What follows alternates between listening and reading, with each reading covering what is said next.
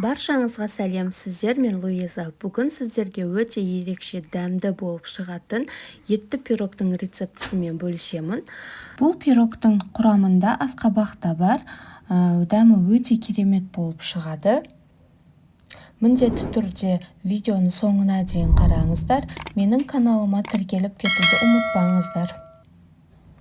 Бізге қажетті заттар: қамыр үшін 100 грамм сұйық май, 100 грамм жылы су, 270 грамм ұн және 1 қасық қопсытқыш қажет болады.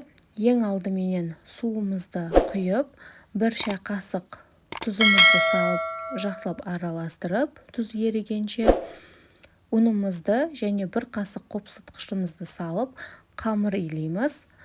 Сонымен аз-аздап сұйық майымызды да қосып, қамырды жақсылап илеп аламыз. Қамырымыз жұп-жұмсақ болып шығуы керек. Енді иленген қамырымызды салафан пакетке орап, морозилкаға қойып қоямыз. Енді салмасын дайындаймыз. Бізге қажет асқабақ, тартылған ет, пияз және картоп қажет болады. Әр көкөністерді ұсақ етіп, кубик етіп турап аламыз.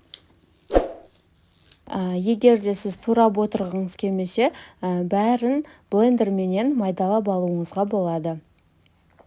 Енді барлық көкөністерді турап алдық, бөлек-бөлек ыдыстарға салып, енді бір бөлек ыдысқа тартылған етімізді саламыз.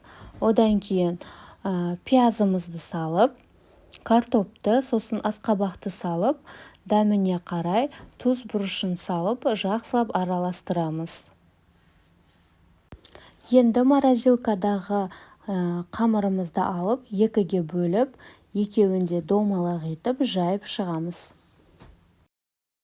Домалақ етіп жайылған қамырларымызды майланған листке салып аламыз да, салмамыздың бәрін қамырдың үстіне салып шығамыз.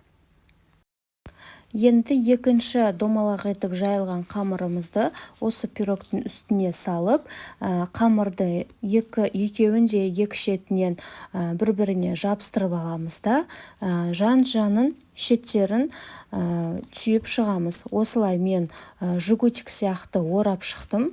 Осылай орап шықсаңыздар, пирогтарыңыз әдемі көрінеді. Пирогтың іші де жақсы пісуі үшін пирогымыздың ортасын осылай тесік жасап алдым, және үсті қызарып пісуі үшін жұмыртқаның сарысын жағып аламыз. Сосын күнжут сеуіп шықсаңыздар да болады. Күнжут сепсеңіздер, пирогтарыңыз одан сайын дәмді болып шығады. Енді пирогымызды қызып тұрған пеште 180 градуста 50 минут 1 сағаттай пісіреміз. Міне достар, пирогымыз пісіп шықты, үсті осылай қызарып шықты. Дәмі өте күшті, маған қатты ұнады.